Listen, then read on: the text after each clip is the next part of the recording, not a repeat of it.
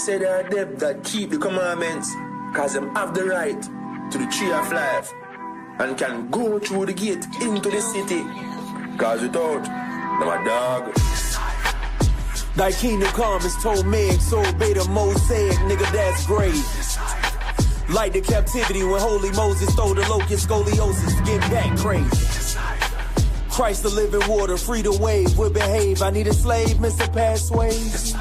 He just laughed and said, nigga, it ain't over till then seen a higher choir full of fat ladies. Hamashiach birth was perfect, he don't act shady. Spirit dope from the womb like a crack baby. We Christ followers, let America meet the black Navy. And watch his privileged Christian cracker like black slaves.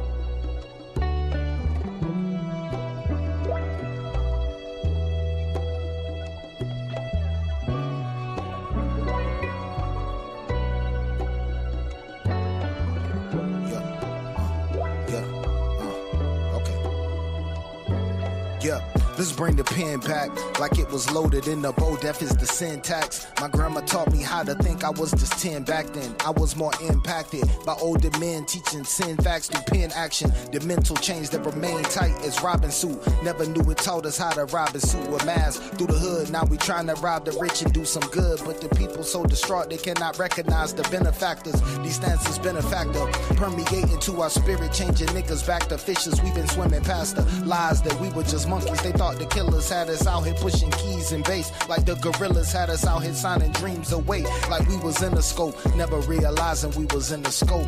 We giving hope to the dopers or authors, writers within faith. My hands tied, but the pen ain't, Lord knows. Let's bring the pen back like it was loaded in a bow. I brace for impact. I pray it hit them in the soul, in the soul. Let's bring the pen back like it was loaded in a bow. I brace for impact. I pray it hit them in the soul, in the soul, man. Pride rolls like the moon on feast. That is you on yeast. Got that two-tone speech. Got my boots on, we too strong. This new song seeks to bring the truth home like Christ on Luke 4:16. So many thoughts, I got like 416s. I pray this flow hits thee like a potent dream. I pray the spirit for my kinfolk, fast for letting my sins go. Pray the Father speak through the words I write with this pencil. I just receive, I may stutter, but when I catch a break, I'ma have my hands up. I celebrate when in the paint, celebrate when sinners ain't. Move the sticks and meditate. Tassel got the corners locked, so I don't have to catch the fade. First and goal from the one, nigga, and it's hella late. Clock ticking, pick a better play. Pick a winner, call it Heaven's Gate. Watching 11 break, hell met me, but I elevate. Let's bring the pen back like it was loaded in a bow. I brace for impact. I pray it hit them in the soul, in the soul. Let's bring the pen back like it was loaded in a bow. I brace for impact. I pray it hit them in the soul, in the soul. Let's bring the pen back like it was loaded in a bow. I brace for impact. I pray it hit them in the soul, in the soul. Let's bring the pen back like it was loaded in a bow. I brace for impact. I pray it hit them in the soul, in the soul. Bullet back, take a shot. This a make the speakers pop. Bullet back, take a shot. This a make the speakers pop. Pull it back, take a shot. This'll make the speakers pop. Pull it back, take a shot. This'll make the speakers pop. Pull it back, take a shot. This'll make the speakers pop. Pull it back, take a shot. This'll make the speakers pop. Pull it back, take a shot. This'll make the speakers pop. Pull it back, take a shot. This'll make the speakers pop.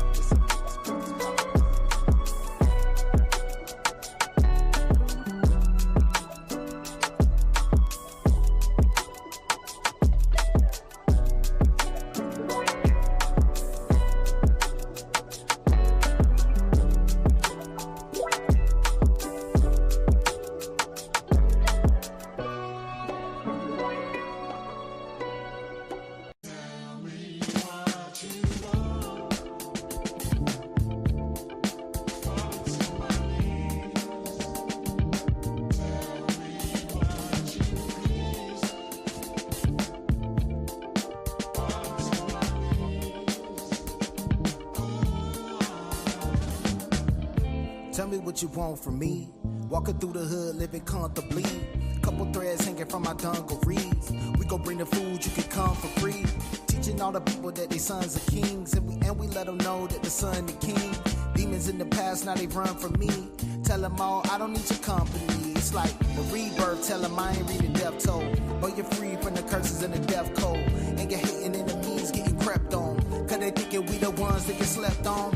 At the feast, holding on to the weapon. All my brothers got Z's, that's the dress code. Now we face it to the east, that's a blessed code. Everybody feel better when you rest on Christ's power. Tell me what you want. Christ's power. Christ's power. Tell me what you need. Christ's power. Christ's power. Just keep holding on. Power. Christ's power. What they need to see. Christ's power. Christ's power. Give them what they need. Christ's power. Christ's power. Give them what they need. Christ's power. Christ's power. Give them what they need. Christ's power. Christ's power. Give them what they need. Ain't no different from a man in the truth and the man in the booth with his hand on his tool. When he damage his hand and his pants finna shoot, I'll be damned if we lose another man in his truth. Ain't no different from a man in the truth and the man in the booth when his hand on his tool. When he damage his hand and his pants finna shoot, I'll be damned if we lose another man in his truth.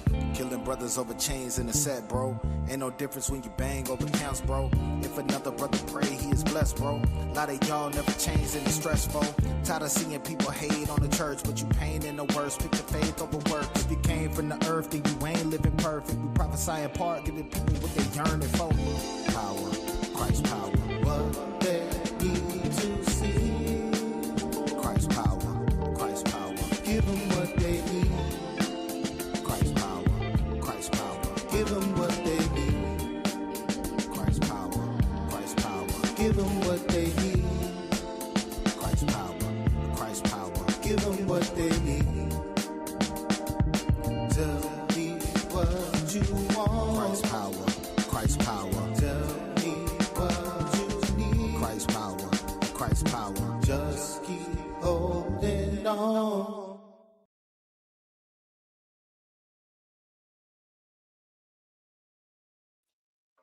Hey, shalom, shalom, shalom, Israel.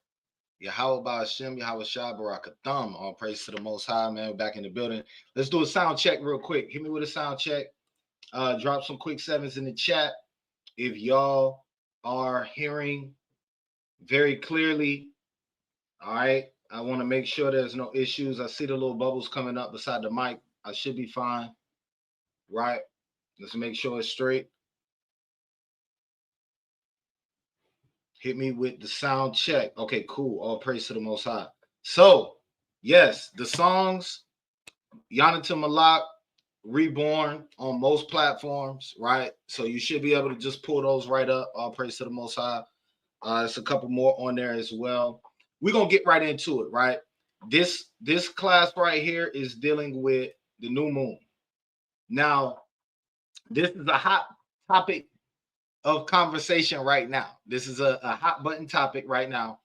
But that's not why we're teaching it. We're teaching it, number one, it falls on somebody's new moon, right? So this is in no way to be disrespectful to anybody who's keeping the new moon tonight.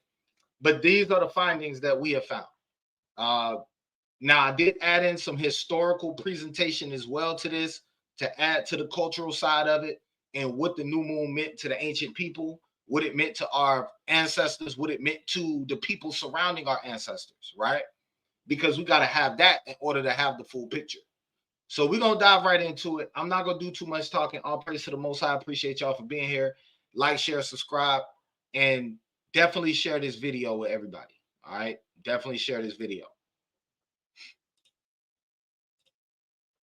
Okay, so what are we going over?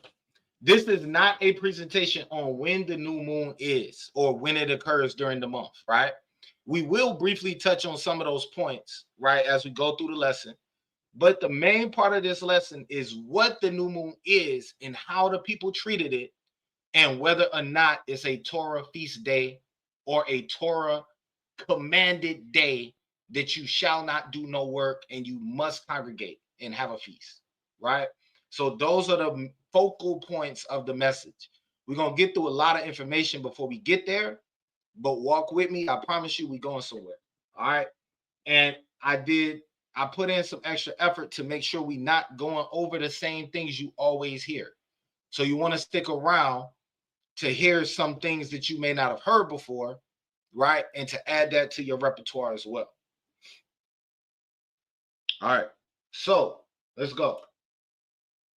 Number one, we're going to talk about the historical findings on the new moon, some biblical findings on the new moon, right? And I'm gonna switch my camera around real quick. So give me a quick second. I need to bring this bad boy right here over there, so I can just keep a tab on it. Hold tight, y'all. Okay, so historical findings on the new moon in the ancient Near East, right? The ancient Near East is what they call, in modern times, they call that the Middle East, right? But we're going to call it the ancient Near East because that's the scholarly term for that region. Plus, the Middle East is a term they made up out of nowhere, right? So we're talking about the ancient times and the people who lived by us in those ancient times. Number two, we're going to go over some biblical findings on the new moon. And then number three, we're going to look at what the Torah actually says and what it actually commands about the new moon.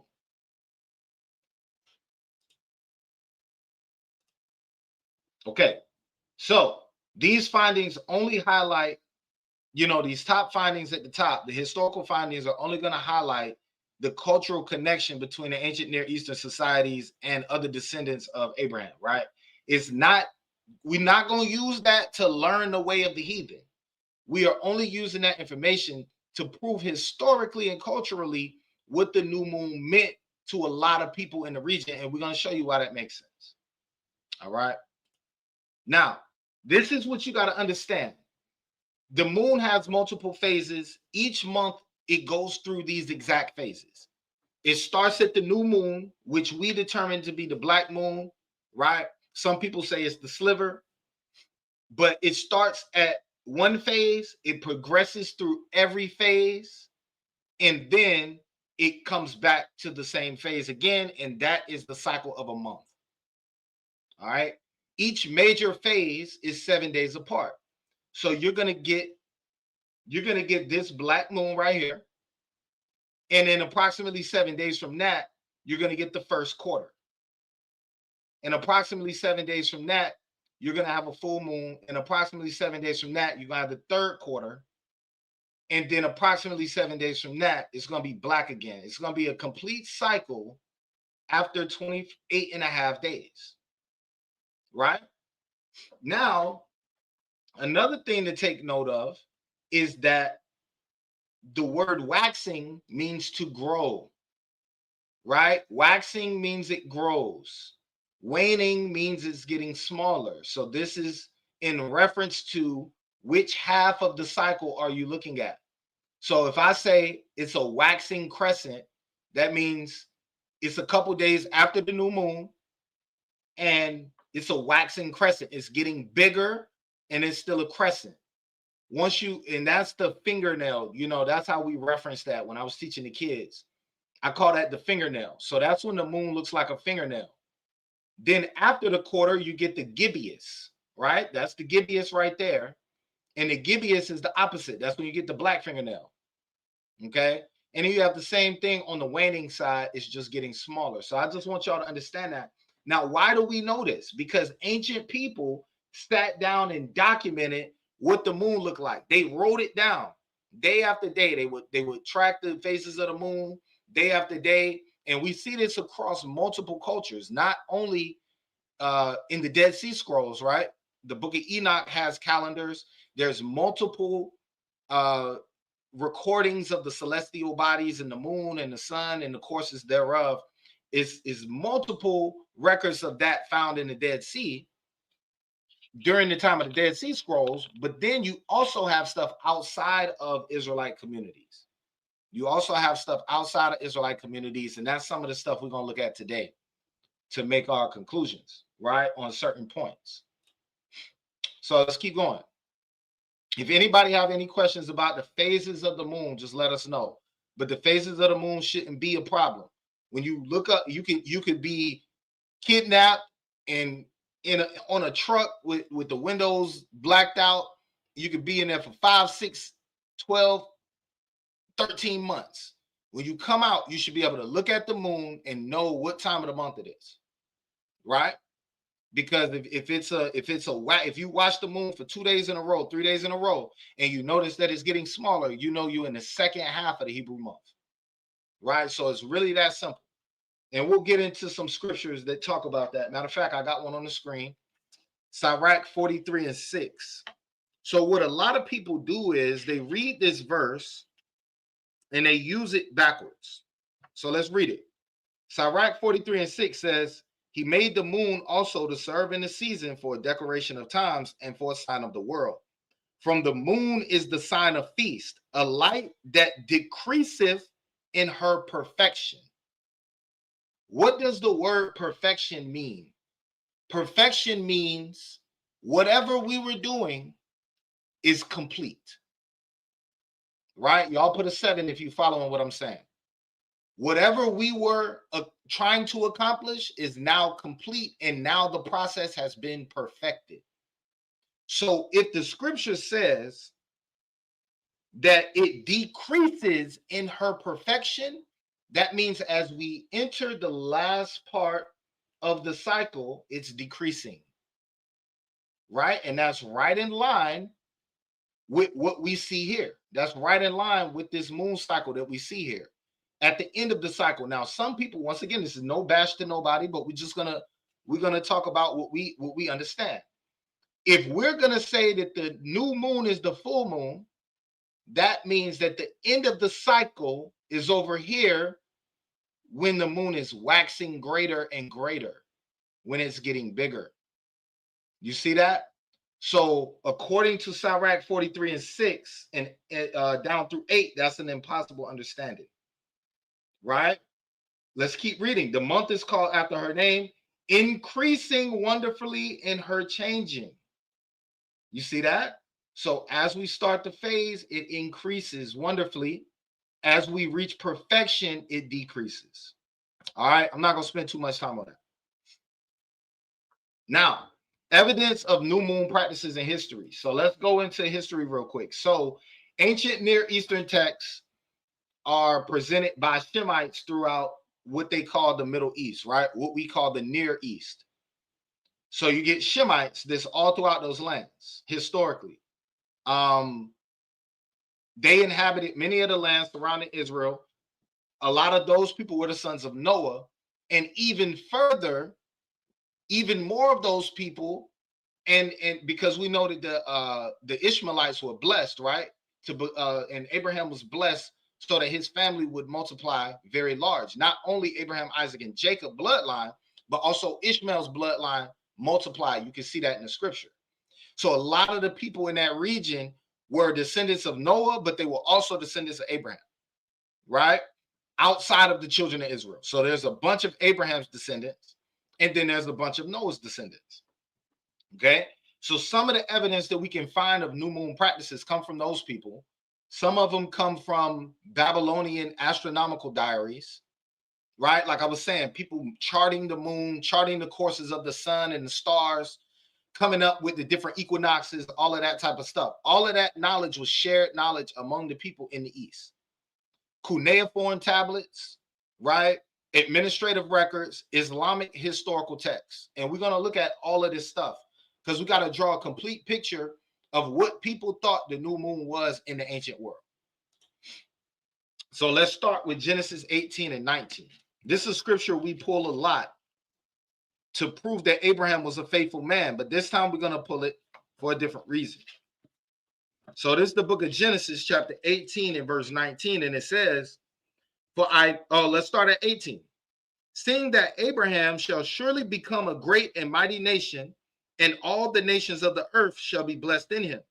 For I know him that he will command his children and his household after him, that they shall keep the way of the Lord, to do justice and judgment, that the Lord may bring upon Abraham that which he has spoken of him. Now, why is this important? This is important because this is right after Sarah finds out that she's going to have a son, right? This is right after Sarah finds out she's going to have a son, which means what? This means that Isaac has not been born yet. So if the Most High is speaking so highly of Abraham and saying, yo, I already know Abraham, he going to teach his sons, he going to pass down the knowledge to him. Who was he talking about? He was talking about the children that Abraham already had, which was Ishmael. We know that Ishmael had a certain portion of the truth that came from Abraham, because if you look at Islam, it's branched, it's a very close cousin to our cultural practices, right? They don't eat pork.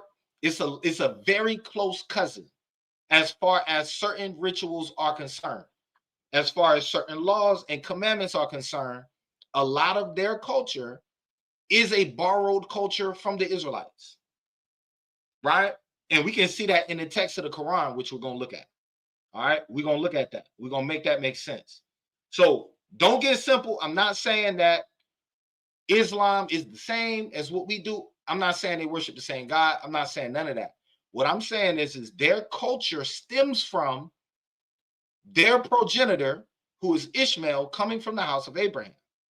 And therefore, some of the ancient knowledge that was passed down from Noah, Methuselah, all the way down to Abraham, some of that knowledge ended up with Ishmael, right?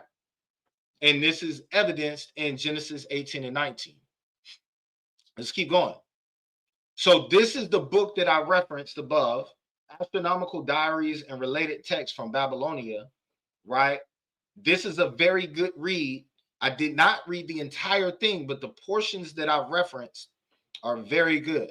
This is a scholarly book. You can use this in scholarly discourse.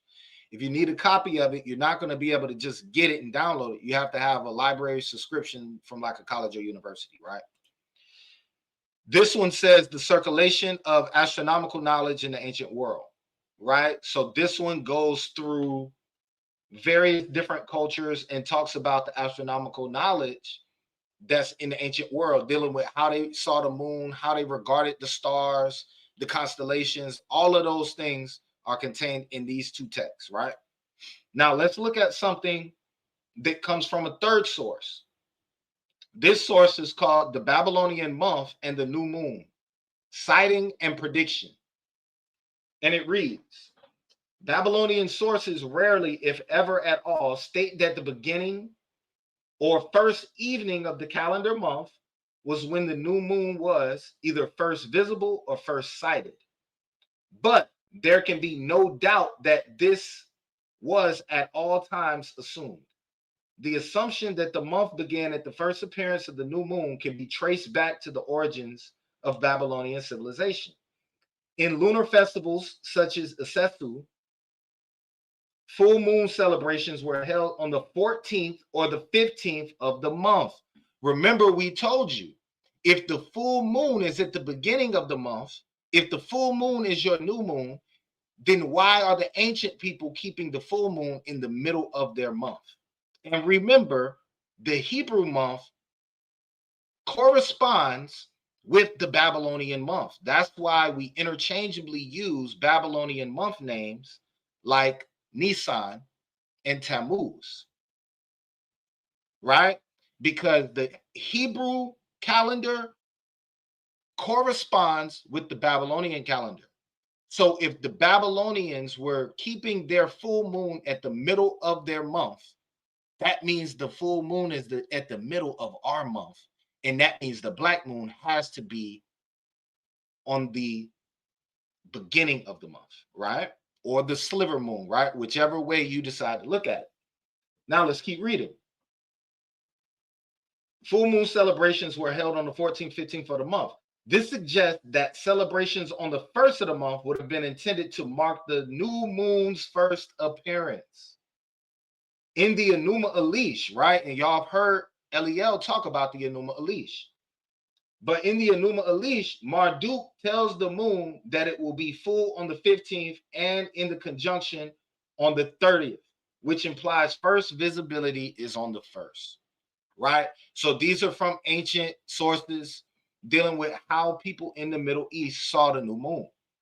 So they record that the full moon would have been in the middle of the month, in the conjunction, or the black moon would have been at the end or at the very beginning of the cycle of the next month.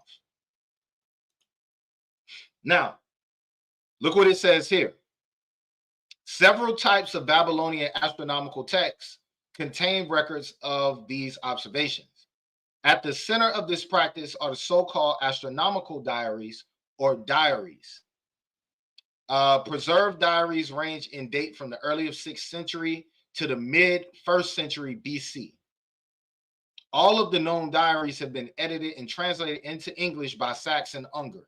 If you know anything about Sachs and Unger, they are scholars of the Near East that they publish a lot of academic books and academic resources about the Middle East. So those two names is not something to laugh at.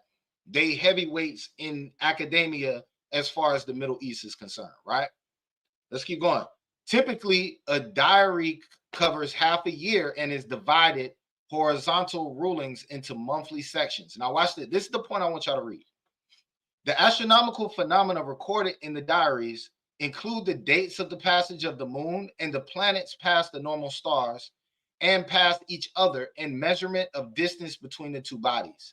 The dates and positions of the planets on the occasion of their synodic phenomena, lunar and solar eclipses, and the lunar 6-time intervals. So what is this saying? The people who were documenting what these lunar bodies were doing, they have very good records tracing back multiple years at a time, where they just calculated the moon and they watched and they learned the cycle and they observed the cycle, and they did this without technology, right? So the reason for bringing this up is there's not one or two pieces of evidence that we're pulling from Babylonia or from ancient Eastern cities and things like that. We're not pulling one artifact here and pulling one thing there. We're looking at multiple surviving accounts, firsthand accounts and primary sources that say what we're saying right now. The new moon is the beginning of the month and the full moon is the middle of the month. Right? Let's keep going. Okay. This is a picture or an image of one of those tablets. Right? The astronomical diaries. And it would have been chiseled into clay with cuneiform writing. Right? And cuneiform is an early ancestor of Phoenician, which is an early ancestor of Paleo-Hebrew. Okay, evidences of the new moon practices in history. So remember, we talked about Ishmael and we talked about Islam. Now let's look at where the new moon practices come from Muslims, right? And this is off of IslamicInfoCenter.com. So there may be different opinions in the Islamic community as far as that's concerned, but this is from an Islamic source, right? So we can trust this at least for some Islamic practitioners. But look what it says. The practice of moon sighting in Islam is rooted in the teachings of the Prophet Muhammad and the Quran. The crescent moon is considered a divine sign that marks the beginning and end of lunar months. Remember, we told you that cycle, as it gets bigger, it starts at the crescent. As it gets smaller at the end of the month, it ends with the crescent, right? So that makes perfect sense, which are essential for determining the timing of religious observances such as Ramadan and the Hajj. The Hajj is the trip back to Mecca, right? To pay your respects to Allah or whatever the case is. That's what the Hajj is in Islam. You read about that in the autobiography of Malcolm X, right? When he did the Hajj. Ramadan is a high holy day for them.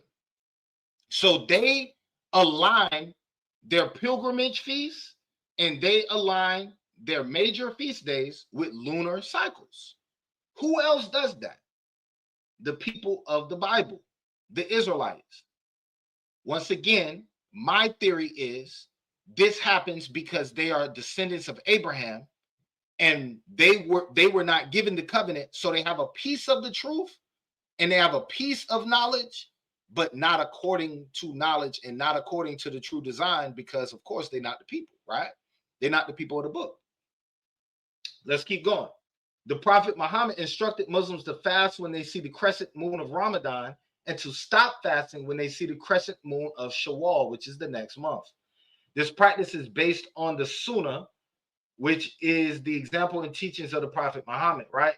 Look at this. The lunar calendar, which consists of 12 months, is used by Muslims to mark important dates and events throughout the year, right? So once again, I'm showing you this to say that the people in that region were all kind of operating in a similar way.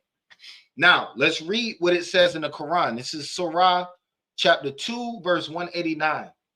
They ask thee concerning the new moons. Say, they are but signs to mark fixed periods of time in the affairs of men, and for pilgrimage.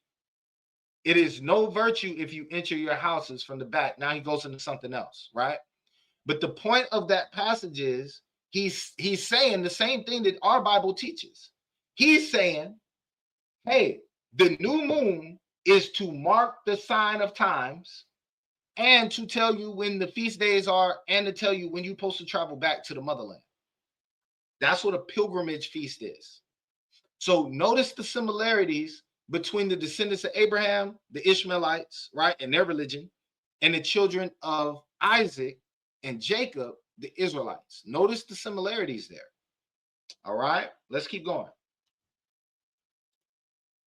So this is another source. This one's from I forget the university. It says Kiel University. That's what it is. And the new moon rose over us, right? The lunar year and Islamic calendar. Now pay attention to what it says. This goes into exactly what I've been saying this whole time. A lunar calendar is a calendar that is based on phases of the lunar cycles. Unlike most lunar calendars, such as the Hebrew, Hindu, and Chinese, together with the bulk of known calendars used in antiquity, the Islamic calendar is not lunisolar, but purely lunar to the extent that it does not allow intercalendary months. What is an intercalendary month? An intercalendary month is the second Adar, which we add in order to keep our feast in the proper season. If we don't add an intercalendary month every couple of years, then our Passover could be in the end of the winter, right? But let's keep going. Intercalendary months to be added to bring the calendar into synchrony with the solar year, right? Now, notice how it's saying that all of these, look at this, all of these, it says such as Hebrew, Hindu, and Chinese. All of these ancient Eastern people did something similar with their calendars, which once again goes into my hypothesis that because of Abraham's knowledge that he passed down to his sons, it influenced a lot of people on how to calculate time according to the Most High's timetable. But because they didn't stay close to the truth, right, and they branched off and started doing their own thing, and the covenant was not given to them, they branched off and did their own thing. And now, although they had a shell of something that started from the truth, now they just got something totally different, right? But we can see where the origins came from. So this is why our research on understanding the moon and the ancient people of the East and how their religious practices intersected, that's why that's important. We don't want to just come out of nowhere and say something like, oh, you know, the children of Israel kept the new moon on the waning gibbous. No, you got to be able to show me anybody on earth keeping the new moon on the waning gibbous. You got to show that, right? And then you have to trace it back to the children of Israel. And what we're doing now is showing the opposite. Let's keep going. The beginning, the new moon is the beginning of the month, not the full moon, right? So we see through ancient Near Eastern texts that nobody kept the full moon as their new moon. We actually see primary sources saying that the full moon was in the middle of their month, and that was a Babylonian month that corresponds perfectly with the Hebrew month. So we know it's impossible for the full moon to be the new moon, right? Let's keep going. Biblical references, right? So let's get into the Bible. Let's get into some scriptures. 1 Sam 20 and 24.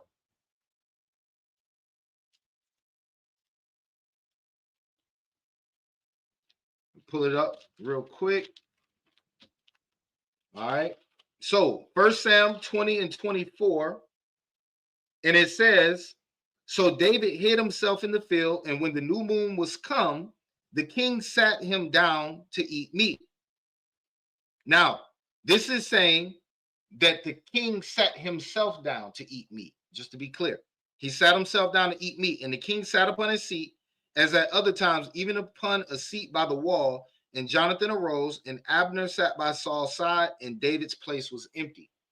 Now, let's look at this. Right here in this text, Salakia. Right here in this text, this word for new moon is Rosh Kadesh. The word Rosh means head. The word Kadesh means moon. Let's break it down. So, Kadesh, right? So you may hear us say, Ashar Kadash Yarak. We're using this Hebrew word, 2320, Kadash, or Kodesh, right? And it means new. And it's also in reference to the new moon. All right? The word Rosh or Rosh means head. So this can be the head of something, the beginning of something, the chief thing of something. So when we say Rosh Kadesh, right? When we're reading this in 1 Samuel chapter 20, they're saying at the head of the month, at the start of the month.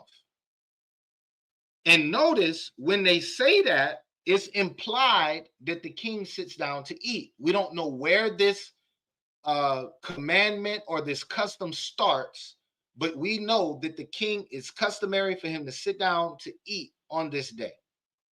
All right, let's keep going. There's a third word for the word moon, or there's a second word for the word moon in Hebrew, and this is the word Yarak. Now, the term Yarak in the Strong's Concordance refers to the moon. It appears 26 times in the Bible, often symbolizing timekeeping and divine order. Hold up, stop. What did we just read in that Islamic source about the moon? We read it was about timekeeping and about when to keep certain feast days and things like that, right? So once again, connections amongst the people in the Near Eastern societies. For example, in Joshua 10, 12-13, the moon is mentioned in a poetic context. In Psalms 104:19, it's associated with the sun and stars as a symbol of God's creation, right? All that information is from Bible Hub.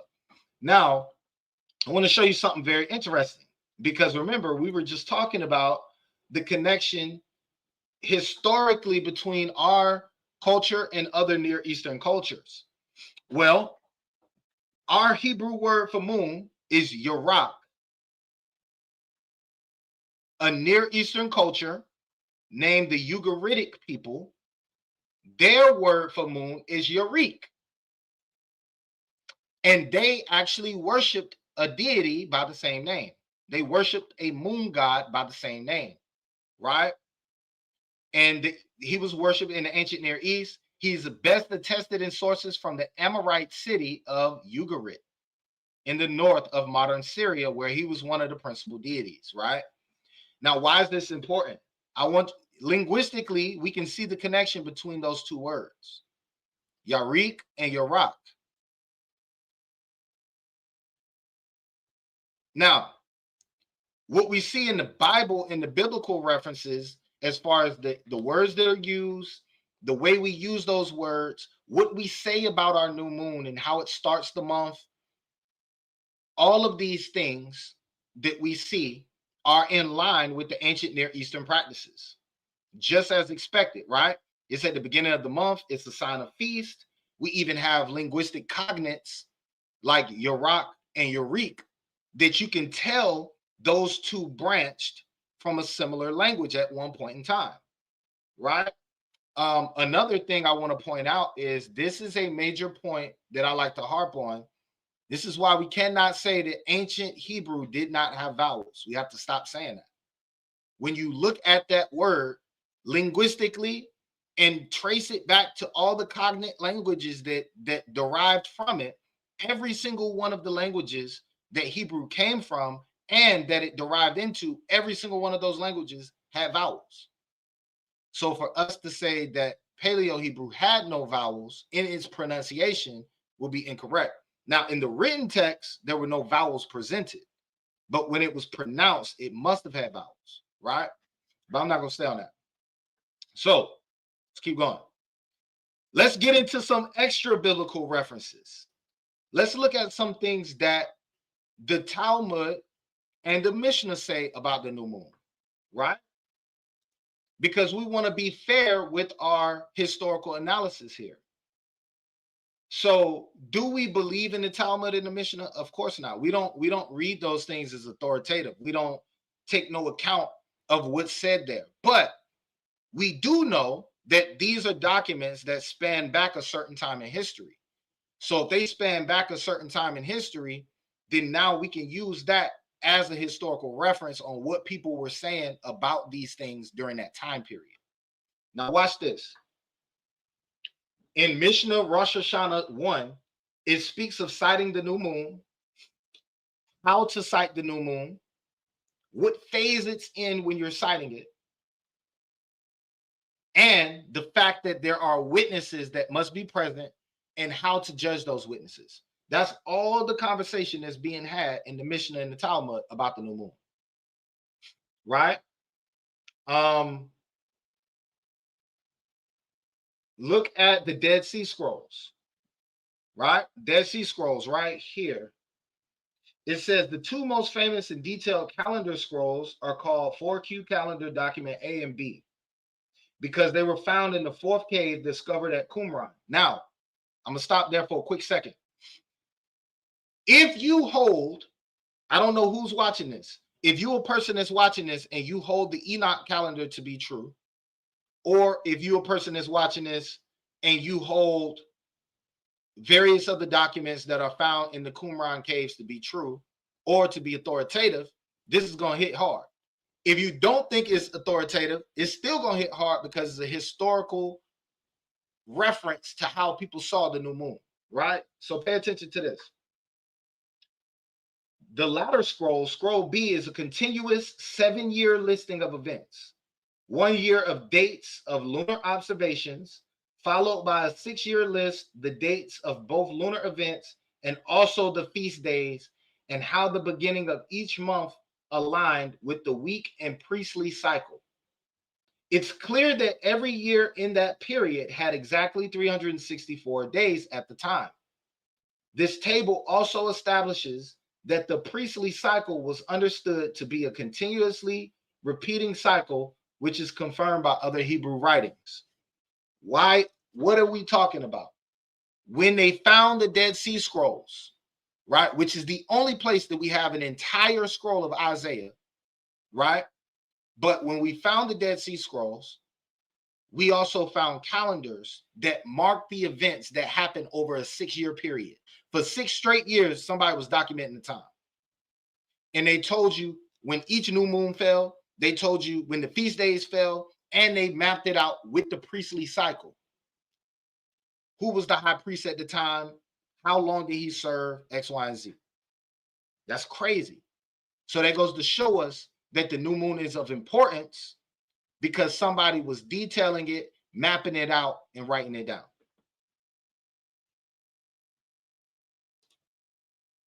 Now, this right here is something else they found at Qumran, right? This is a sundial, but this is not a regular sundial. This is not a sundial that tells you the time of the day. This is the sundial that tells you the time of the year. There's only one reason that a person would have a sundial that tells you the time of the year. Well, at least in the ancient world, because they were trying to map the equinoxes and the solstices. Now, why is that important? Once again, we go into this every once in a while, but whenever you have a leap year or when you have to add your intercalendary month, you're trying to make sure that the Passover falls in the spring so that every other feast day is aligned. That would be the reason they had this sundial, right? So this is a very important finding. Look at what it says. The Qumran sundial was discovered in 1997 in the Qumran caves where the Dead Sea Scrolls were found, but 40 years later, they found this sundial. The original is housed at the Israel Museum and is in a large replica has been installed at the Qumran site, right? So the original is in a museum somewhere. Okay, we're gonna keep going. A lot more information. So history matches the biblical record all the way around. Once again, this is in line with what we understand. The sons of Shem and the sons of Abraham passed down ancient knowledge they knew to their sons. And that ancient knowledge is the common thread that we see throughout most of the Middle East. A lot of people pray to the east. A lot of people don't eat pork. A lot of people use the celestial bodies as signs and wonders. A lot of people use the moon as a sign of their feast days. X, Y, and Z. We can keep going. The reason there's a common thread, once again, is because a lot of these people were related through their ancestors. Okay. Key point number one. There are diverse sources describing the below. The new moon was kept at the beginning of the Hebrew and ancient Near Eastern months. I want to point this out. Some people, once again, this lesson is not to distinguish whether it's the sliver or the dark moon. That's not what this lesson is about. But there is historical record of some people saying the new moon was the sliver and some people saying it was the dark moon. Okay. Number two, witnesses were required to testify of the moon. So it wasn't just a calculation and then we're going to see what happened. It was witnesses were required to testify. And we see that in Islamic culture.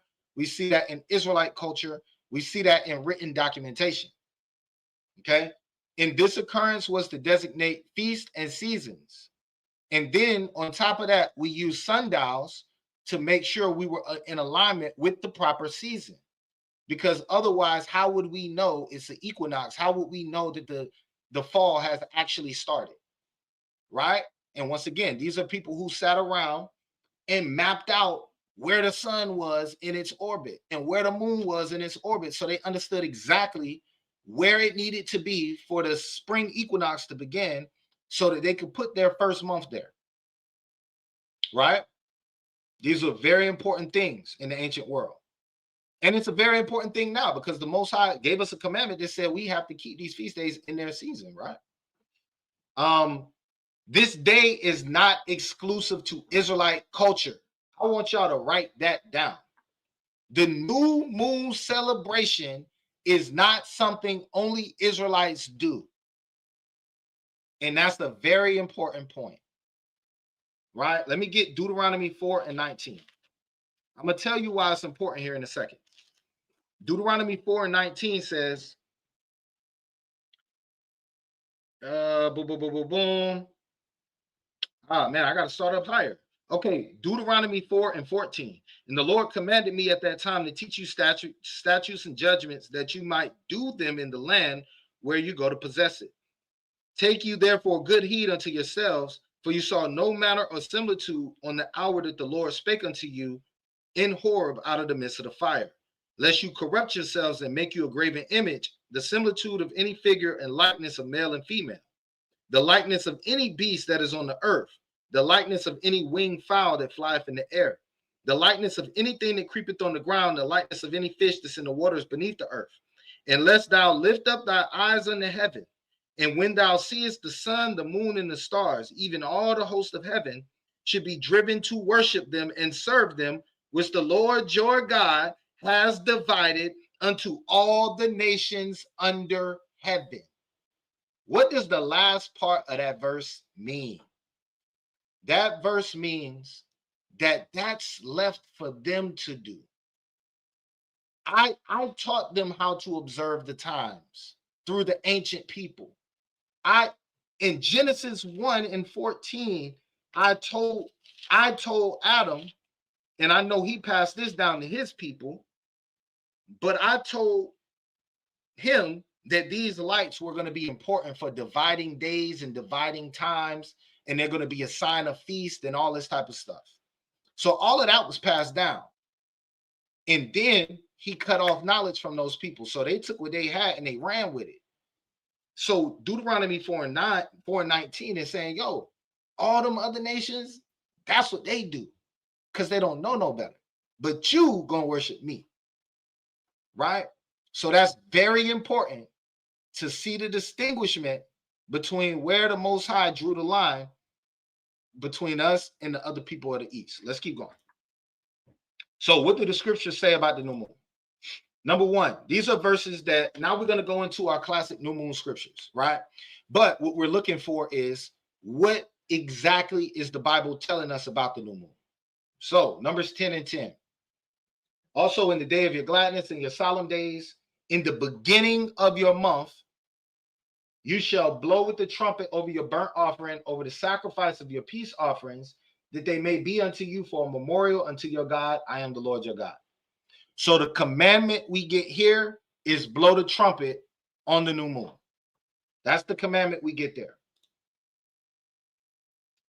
Numbers chapter 28, the whole chapter basically, but verses 11 through 15 go into the offerings for the new moon, right? The detailed offerings for the new moon. Isaiah 66:23. It shall come to pass from one new moon to another, from one Sabbath to another, shall all flesh come to worship before me, saith the Lord. This is an end time prophecy. And this is saying that the new moon is going to be a day of worship.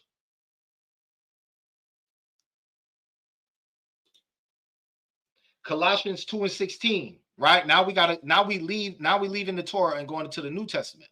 The new moon is important. It's a shadow of Yahushua. It's pointing you to Yahushua.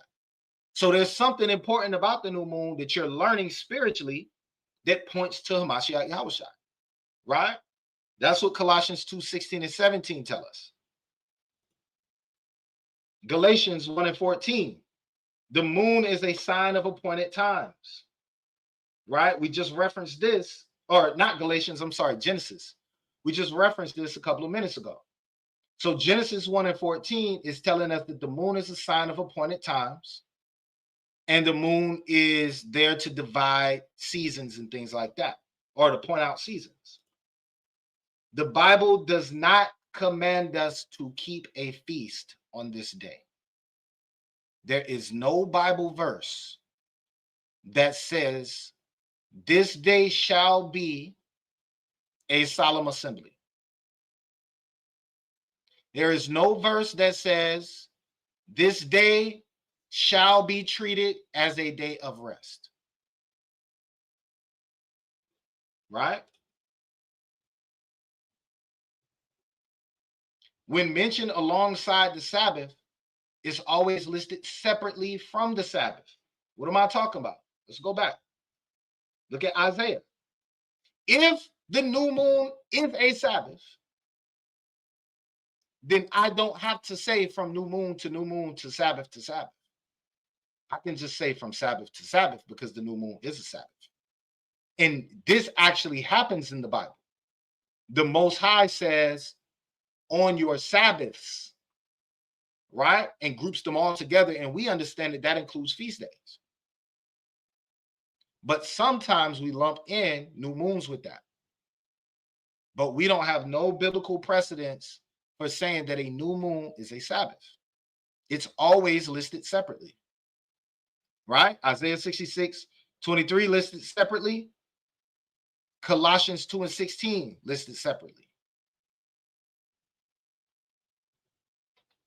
Okay? Let's keep going. Now, there's one verse that people read and often believe that the new moon and the Sabbath are the same. So we got to go into it.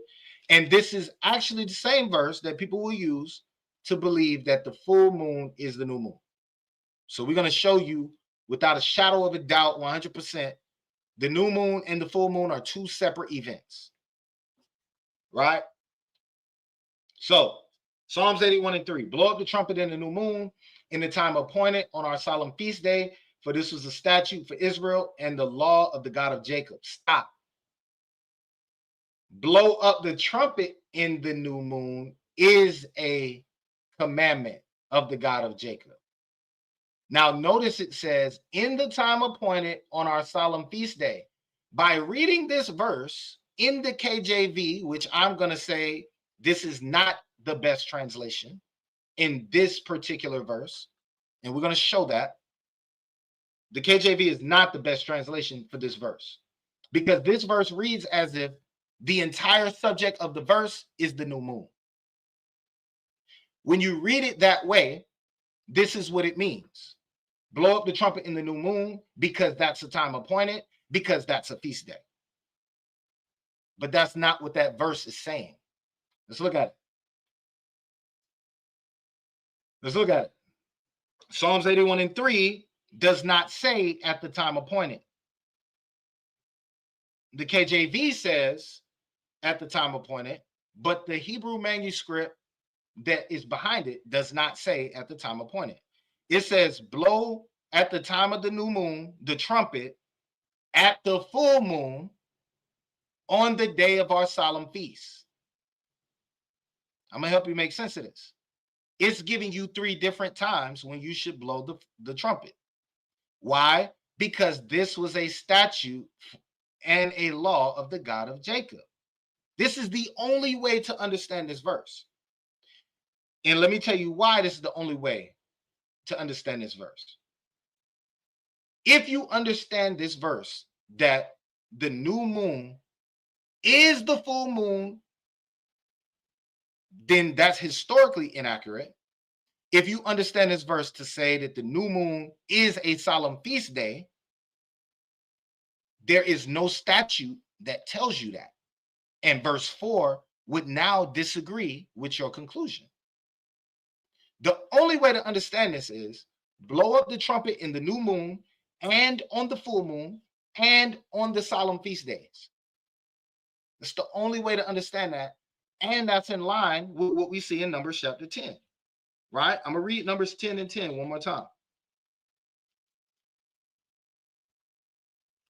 Right? Numbers 10 and 10, one more time, says, and in the day of your gladness, and in your solemn days, and in your months, you shall blow with the trumpet. That's word for word what we're talking about in Psalms 81 and 3. So if verse 4 is saying this is a law and statute of the God of Jacob, your precept would have to be Numbers 10 and 10, which means that we talk about 3 separate events and not all one event. Right? I hope that was crystal clear. If it's not, we can deal with it. Let's keep going. Right? These are other translations, right? Once again, that's not just me saying that. Let's look at what other translations have said of this same verse. Sound the ram's horn at the new moon and when the moon is full on the day of our festival. Blow the ram's horn at the new moon and again at the full moon to call a festival. Blow the trumpet at the new moon, at the full moon on our feast day. Sound the ram's horn at the new moon and at the full moon on the day of our feast. Look at the New King James. Blow the trumpet at the time of the new moon, at the full moon, and on our solemn feast day. You notice how everybody but the KJV got it right. So I think it's safe to say that was not the best translation that the KJV gave us there. But that don't mean that the KJV is not good. It just means we got to dig a little bit deeper sometimes to really see. Plus, if you look down at Psalms 81 and 3, right? H3677 there says Bakaseh. Kaseh is the full moon. That is the actual word that is used for the full moon. Right? And we know that major feast days fall on the new moon. The Passover falls on the new moon or on the full moon. And the first day of Tabernacles falls on the full moon. Right? So we know that that full moon is associated with solemn feast days. All right, let's keep going. Correct. It wouldn't say both. Now, the term at the time appointed from the KJV is inserted by the translators because major feasts fall on the full moon. So those are technically the times appointed.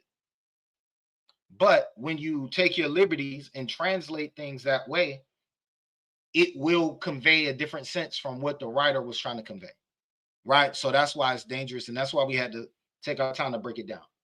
Now, is the new moon a Torah feast day or a Sabbath? Question. What makes something a law or a commandment in the Bible? Is it just because Paul said it? Now it's a law? Or what about Joshua? What if Joshua just said something and now it's a law? No, that's not how that works. It got to be something commanded from the Most High or something that Moses added that was commissioned for him to say from the Most High. Right? I can give you an example of that. There are times where,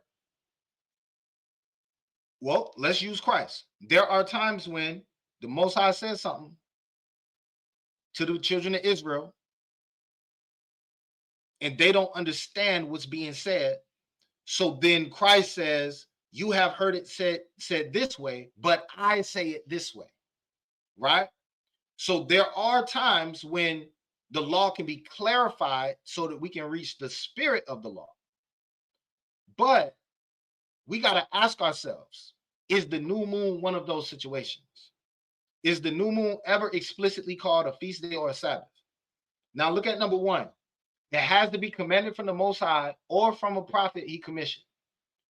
Or the second way is it has to be contained in the Torah and written down, right? Because remember, the law was a witness against us. So whatever was written down is that which is a law or a commandment, right?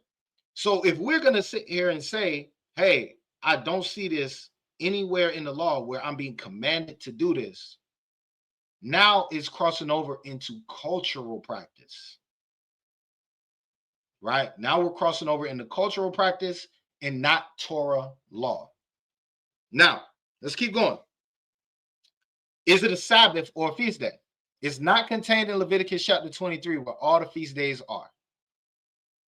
There's never a prohibition to do work on the new moon in the Torah. Okay? And it does not command an assembly. Nowhere are you commanded to attend a new moon.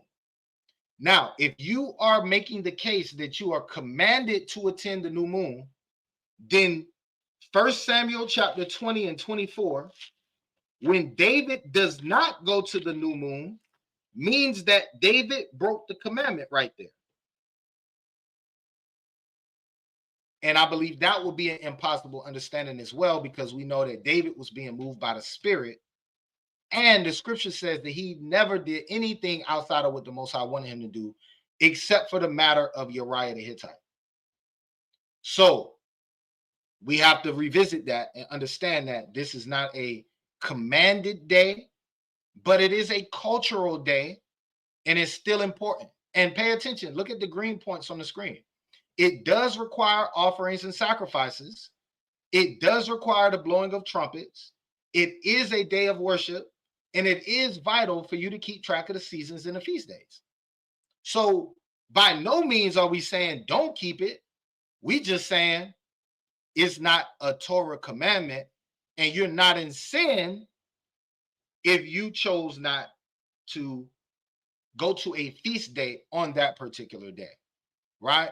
But all those things in the green must be done because those are commanded. Now, let's keep going. Let's keep going. Let's get Exodus chapter 40 and verse 1.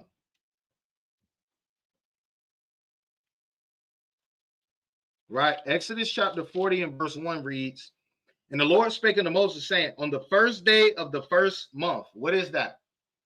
That's the first day of Abib, but the first day of any month is the new moon, right? Thou shalt set up the tabernacle of the tent of the congregation. Now, not only are you going to set up the tabernacle, now after that, he getting ready to command you to do a bunch of work. Watch this. And thou shalt put therein the ark of the testimony and cover the ark with the veil. And thou shalt bring in the table and set in order the things that are to be set in order upon it. And thou shalt bring in the candlestick and light the lamps thereof. And thou shalt set the altar of gold. Do you see all the work they got to be done? These aren't small things that they're doing. They setting up the altar and setting up the menorah. The menorah was taller, damn near taller than a person. Right? To move the table, just to move the table alone, you had to get 4 people. And that's not an exaggeration. Remember, they had the 4 poles coming out the edges. Just to move the table, you got to get 4 people. So once again, these are not simple tasks that's going on. These are very hard and consuming tasks. And then somebody had to make sure it was done properly. So once again, a lot of work being done on the new moon right there. So it can't be a Sabbath. At least that verse. Numbers chapter 20 and verse 1. Numbers chapter 20 and verse 1.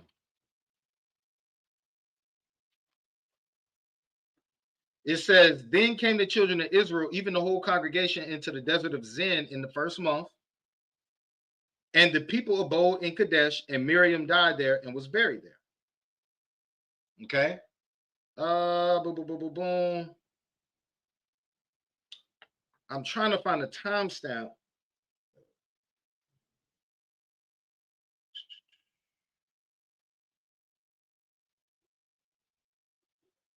That may not have been a good example. I might have wrote that down incorrectly. Okay. The entire congregation traveled on the new moon. I'll go back to that one. Salakia. I'm going to have to go back to that one to figure out, because I thought there was a timestamp there. Okay. The next one is Ezra 7 and 9. Right? These are all things that we brought up amongst ourselves as brothers on the call. Look at this. Ezra 7 and 9. For upon the first day of the month is the new moon, began he to go up from Babylon. So Ezra left Babylon. And on the first day of the 5th month came he to Jerusalem. He began that journey, though, from Babylon to Jerusalem on a new moon. So if we're going to make the case that you're not supposed to do a lot of work on a new moon, then we know that Ezra didn't see that as a violation. In fact, Ezra didn't even consider his traveling on the new moon beyond a Sabbath day's journey. And we know that a Sabbath day's journey was a cultural law of the time. Let's get Acts 1 and 2. Right? This is a cultural law of the time. And it says, Acts chapter 1 and verse 2, until the day in which he was taken up. After that, he through the Holy Ghost, dang, I wrote all these down. Hold up. Let me get this one for you. Right? Sabbath day's journey. Salaki, I wrote all these wrong. Sabbath day's journey. Acts 1 and 12, Salaki. That should be 1 and 12. Okay. Let me get back to it. Y'all put a 7 in the chat if y'all still walking with me. Make sure to like, share, and subscribe. All right, Acts 1 and 12. Then returned they unto Jerusalem from the mount called Olivet, which is from Jerusalem, a Sabbath day's journey. So there was a such thing as a Sabbath day's journey. It was a cultural regulation that people who were listening to the Pharisees, as Christ taught you should do, people who were listening to the elders and the scribes and the teachers of the law at the time, they believed that a Sabbath day's journey was a certain distance, and if you went beyond that, it was too much work. But here in Ezra 7 and 9, he began his travel from Babylon to Jerusalem, and that's way beyond the Sabbath day's journey. Right? Watch this. No scripture about the new moon prohibits work or calls it a Sabbath of rest. I want you to see this. That's a bold claim. Whenever somebody says anything absolute, it's a bold claim that you can go back and check and prove if it's right. Let's look at Leviticus 16 and 31. Matter of fact, I'm going to start at 29. This shall be a statute forever unto you, that in the 7th month, on the 10th day of the month, you shall afflict your souls and do no work at all. Notice how during this Day of Atonement, it's very clear that you're going to afflict your souls. You're not going to do no work. And watch this. Whether it be one of your own country or a stranger that sojourneth with you. For on that day shall the priest make an atonement for you to cleanse you, that you may be clean from all your sins before the Lord. It shall be a Sabbath of rest unto you. This is why we say that the feast days are Sabbaths, right? Because they are treated as the Sabbath. You rest, you worship, that's it. You don't do nothing extra. That formulation or that formula never shows up for the new moon in the entire Bible. Let's get another example. Leviticus 23 and 3. It says, 6 days shall work be done, but the 7th is a Sabbath of rest, a holy convocation. You shall do no work therein. It is a Sabbath of the Lord in all your dwellings. I'm going to jump down to Passover in verse 5. In the 14th day of the first month, it is the Lord's Passover. Right? Verse 7. In the first day, you shall have a holy convocation. You shall do no servile work. Let's jump down to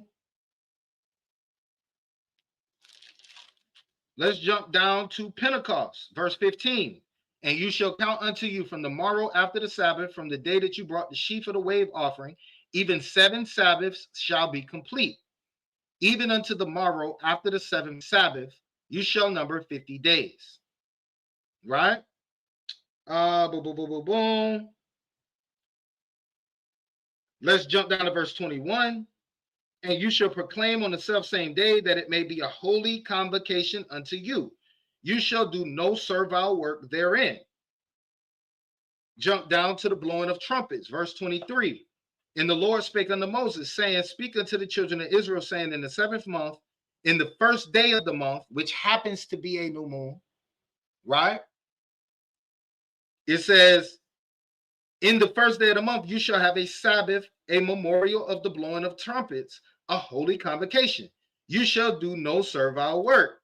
Day of Atonement, same thing. Feast of Tabernacles, same thing. End of the chapter, right? At no point in time does it come back and say, oh yeah, in the new moon also, right? It don't say that. So I need y'all to pay attention to that. Nothing prohibits us though. Now this is important because some brothers will go off the deep end and say you wicked if you keep in the new moon, right? And we saw that Paul said, let no man judge you in your new moons because it points to Christ. So how is it wicked to keep the new moon? But anyway, nothing prohibits us from instituting feast days or celebratory days, right? Let's get Esther 9 and 27. If you want to institute a feast day right now, there's absolutely nothing wrong with that as far as the Torah is concerned. The problem will become if you're trying to make it a commandment. Because we don't want to teach as doctrine the commandments of men, right?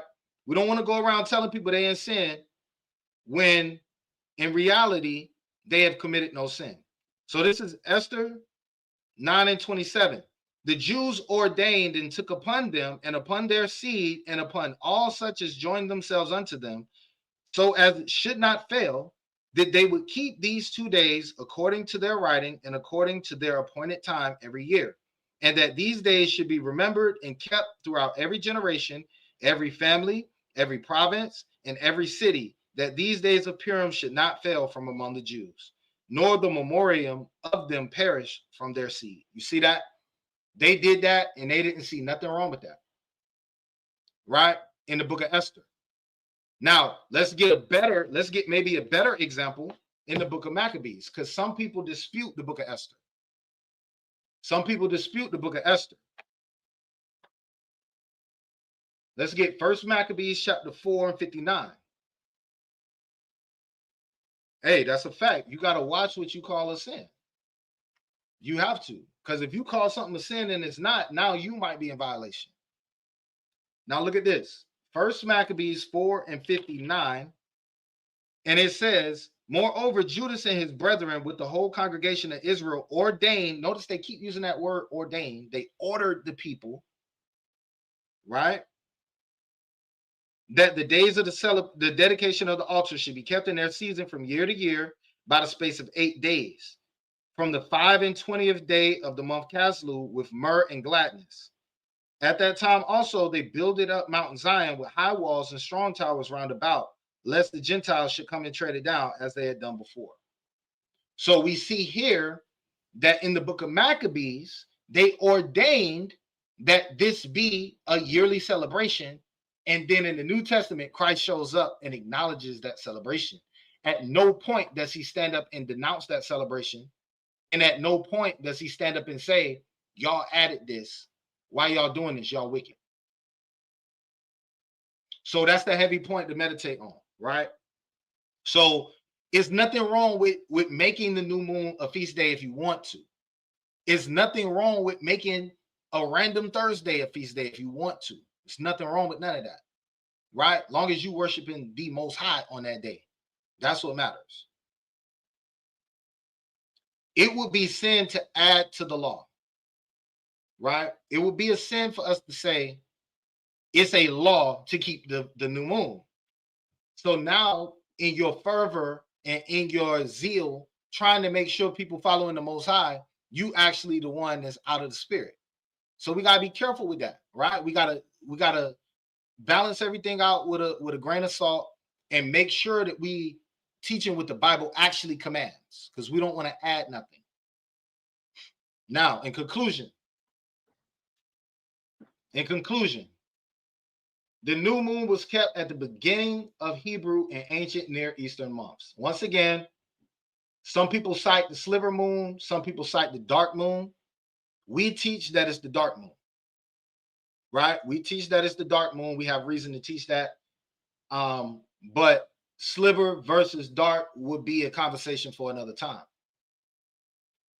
This day was not exclusive to Israelite culture, and some nations worship the moon gods on this exact day.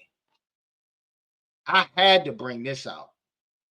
If we are teaching that the new moon is a commandment that was only given, the scriptures say the commandments was only given to the children of Israel. So if we're teaching that the new moon is a commandment that was only given to the children of Israel, why can I go through history and see other people worshiping their moon god on the same day? And why can I read Deuteronomy 4:19, which we read earlier, and Jeremiah 10:1? Let's look what it says. Right? Why can I read Jeremiah 10:1? Hear ye the word of the Lord. Hear ye the word which the Lord speaketh unto you, O house of Israel. Thus saith the Lord, learn not the way of the heathen, be not dismayed at the signs of heaven, for the heathen are dismayed at them. Now, he goes into a different context here, but we know another thing that the heathen did, which we went into earlier with the guy Yarik, who was named after the month called Yarak, right? They worshiped that God on that day, that exact day. So what the Most High was saying was, yo, I want you to worship me, but you're not going to look nothing like these other nations, right? We're not doing things like the other nations. The other nations had to come together and commemorate their gods on that day. We don't do that. We worship the Most High on the days he told us. We come together for the new moon because it's a cultural representation, but we got sacrifices, we got things like that on that day, but that's not a day that we're commanded to come together. It's very important to understand that. I believe the Most High did that on purpose to separate us from the nations, right? The law, the Torah, does not command us to keep the new moon as a feast day or as a Sabbath. However, we do encourage you to keep the celebration of the new moon as a cultural marker, a declaration of times, and a moment to gather together and worship the Most High, because we know that this is a day of worship. This is a day of sacrifice, right? And this is a holy day. So all praise to the Most High, man. I appreciate y'all for joining. Like, share, subscribe. Go back to the drawing board and look at it. If y'all got any questions, come back to this video, put the questions in the chat, and we'll answer them as soon as possible. All right. We love y'all. Shalom.